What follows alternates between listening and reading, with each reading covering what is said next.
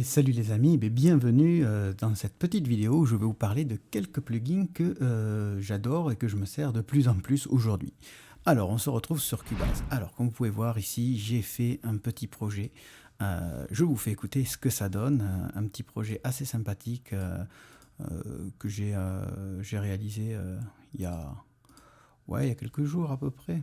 Alors on y va.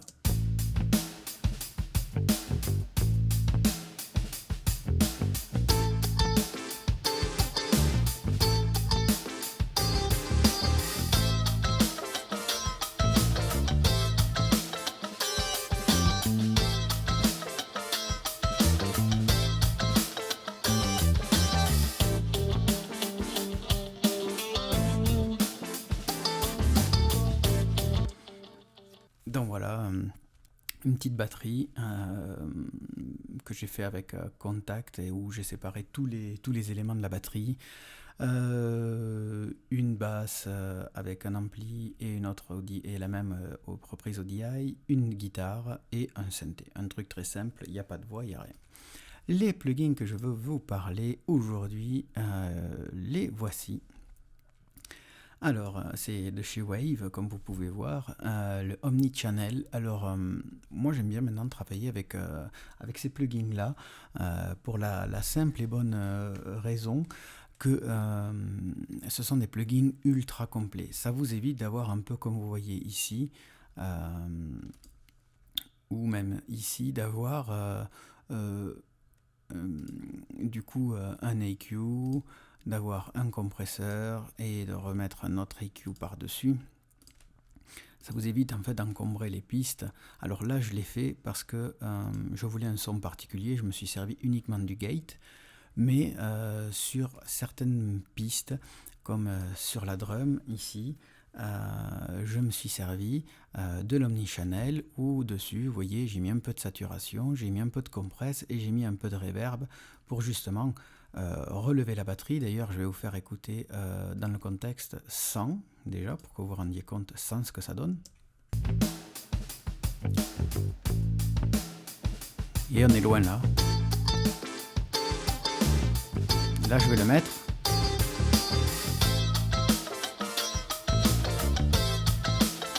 Je l'ai sorti.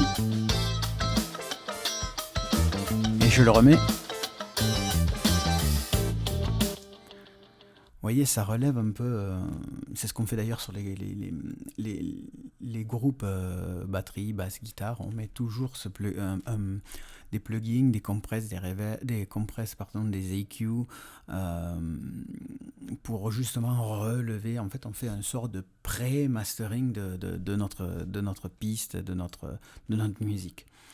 Donc voilà, moi je m'en suis servi là sur ce côté-là. Sur ce côté-là, je m'en suis servi pour le gate. Je vais vous faire écouter en solo le gate justement de la piste grosse caisse. Vous voyez ?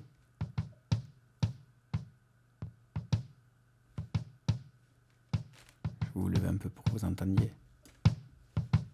Si je l'enlève...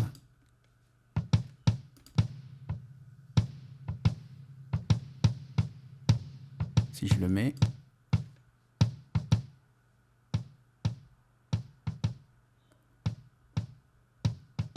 vous voyez, il tient, il enlève cette résonance un peu de room qu'il y avait, qui était un peu trop, qu'on ne peut pas enlever dans le Contact.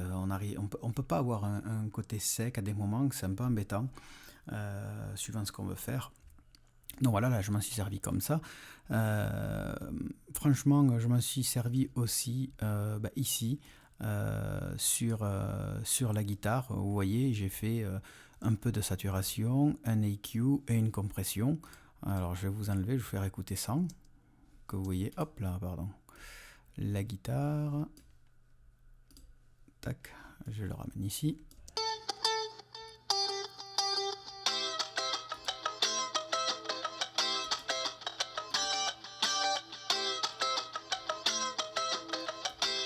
Vous voyez, il y a même un peu de chaleur qui revient.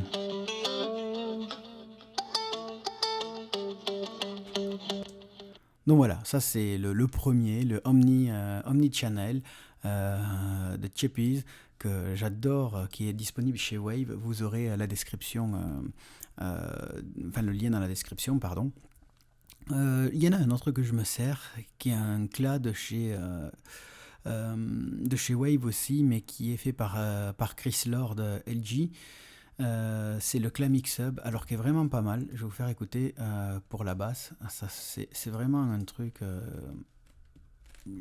C'est une tranche de console SSL. Celui-là, pardon, je vous ai pas dit. Mais celui-là, c'est une tranche de console de chez UAD, enfin, je sais même pas si ça appartient à UAD, c'est Neuve qui fait des consoles. Donc c'est une tranche de console de chez Neuve et franchement, elle apporte beaucoup de chaleur. J'adore, c'est vraiment pas mal. Et celle-là, pareil, je vous fais écouter la basse.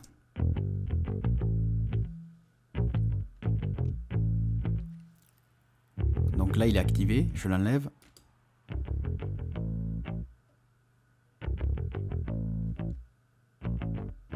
Je vais vous le remettre au début.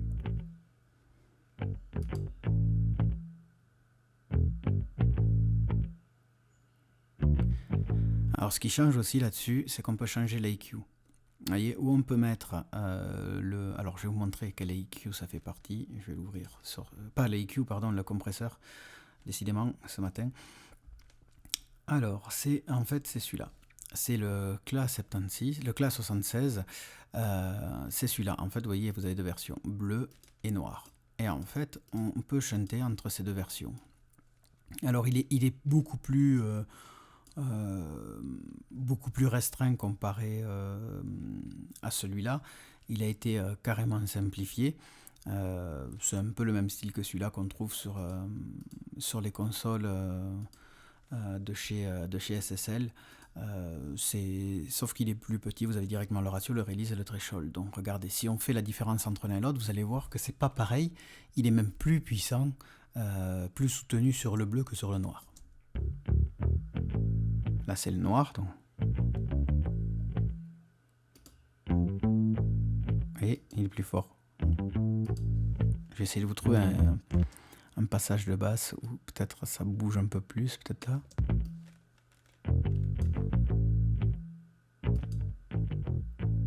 Vous le voyez au niveau des aiguilles même. Vous voyez, dès que je l'active, on prend un peu plus. Alors, c'est subtil, hein, c'est vraiment subtil. Les consoles SSL sont un peu transparentes sur certaines parties. Souvent c'est dans les EQ, dans les compresses, c'est léger. C'est pas des trucs où ça vient écraser. Non, pas du tout.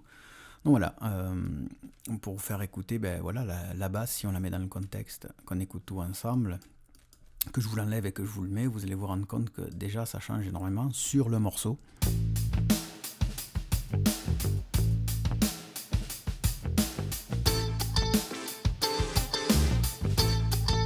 Vous voyez, ça redonnait de la présence à la basse, elle est revenue.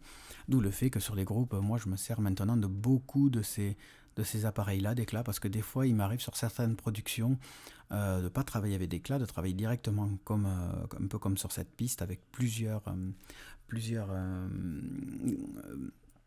plugins. Du coup des fois ça fait ramer la machine parce que j'ai pas de DSP pour, enfin il faut vraiment qu'elle arrive à ramer, il faut vraiment que je dépasse, je crois que le plus gros projet que j'ai fait c'est 64 pistes. 64 pistes, ça allait, elle freinait un peu mais sans plus. Après, un autre que j'adore, que je vous ai déjà présenté sur une autre vidéo, c'est le CLA. Le CLA, alors CLA c'est pour Chris Lord AG, tout simplement. Le CLA pour la basse, alors je vais vous faire écouter la basse, il y a deux versions, j'ai fait une version DI et une version de la basse amplifiée. Je vais vous faire écouter les deux, on va commencer par la version directement amplifiée. Alors voici le son d'origine de la basse amplifiée.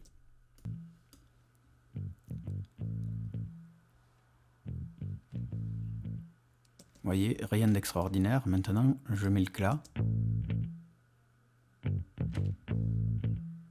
Je l'enlève. Je le remets. Vous voyez, il y a quand même un peu plus de de couleurs. J'ai mis un peu de distorsion. Alors l'éclat, c'est vrai que pour ceux qui n'ont pas vu la vidéo, vous avez en fait tout un mélange, un EQ, un compresseur, que vous pouvez plus ou moins activer, enfin on va dire plus ou moins compresser. Une piste sub pour avoir un peu plus de présence dans la basse, plus d'infra, une distorsion et un pitch. Un pitch avec un chorus. Donc voilà. Et là, sur la seconde partie, sur la seconde basse, vous verrez, vous allez voir d'ailleurs, j'ai pas fait les mêmes réglages du tout. Vous voyez, là c'est la piste DI. Vous voyez, sur la DI, il y a beaucoup plus de basse, beaucoup plus d'aigus. La compresse, bon, je l'ai laissé pareil. J'ai mis du sub parce que je voulais vraiment récupérer le côté boom du sub. De la disto que j'ai enlevé carrément. Et un chorus. Ce qui fait qu'il n'y a pas du tout les mêmes sons. Je vous fais écouter la basse DI avant. Voilà, vous voyez, il n'y a rien. On va quitter celui-là. Je l'active. Vous voyez, et là si je vous mets les deux, là je l'ai enlevé, donc là quand je le remets, on a plus de présence. Je vous mets les deux ensemble. Vous voyez comment elle sonne la basse?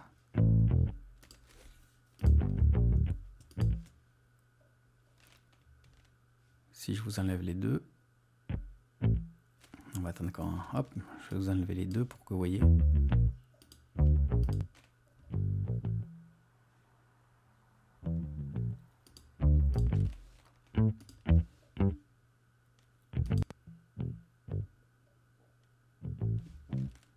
Regardez.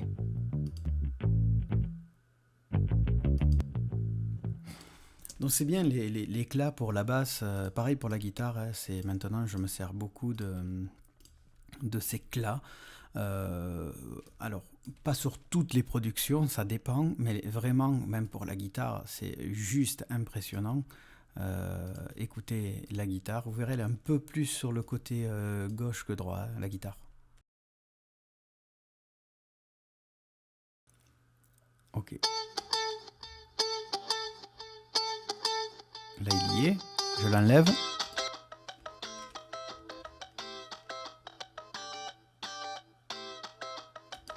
Je le remets. J'aurais très bien pu mettre réamplifier et réamplifie. Donc ça veut dire que je vais redonner de l'ampli. Vous voyez ?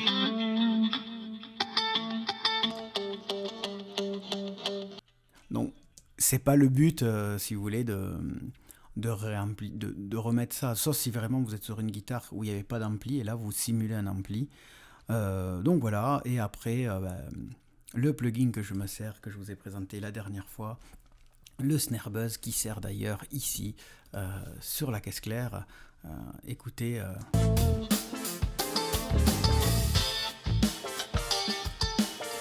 Vous voyez, si je l'enlève,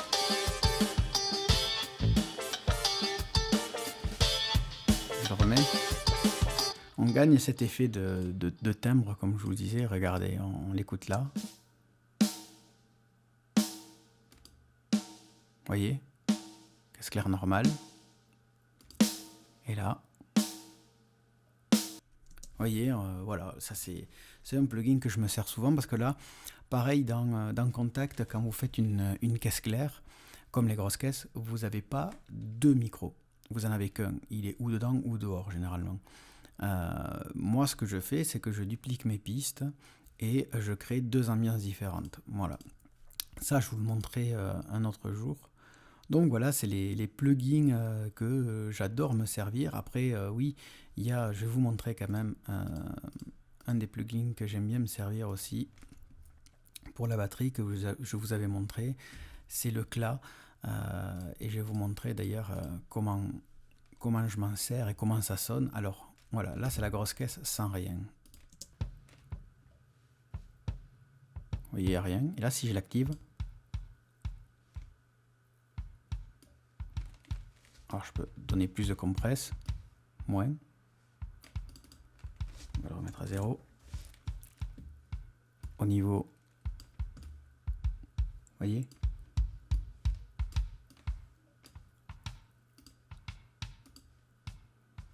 plusieurs types.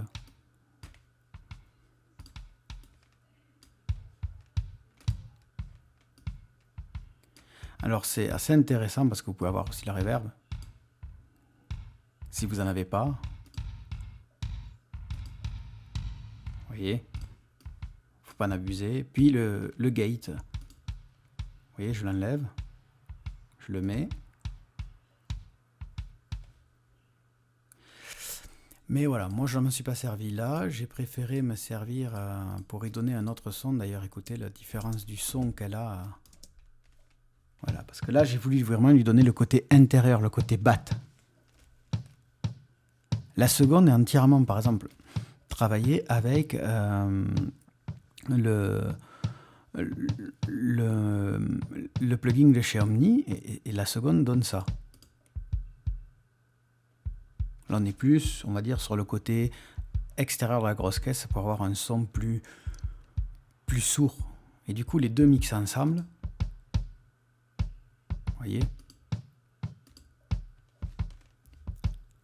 Alors bien sûr, si on active en plus de ça la compression parallèle, elle est activée.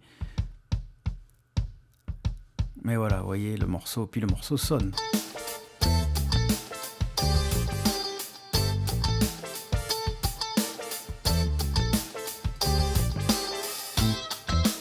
Alors je vais vous faire écouter le morceau sans les plugins, vous allez voir.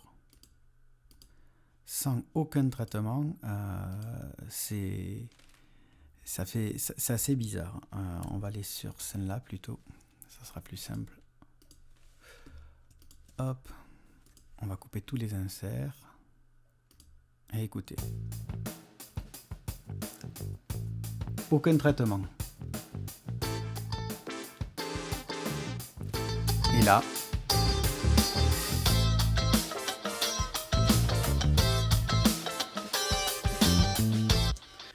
bon voilà, vous avez, je vais vous les rafficher à l'écran, voilà.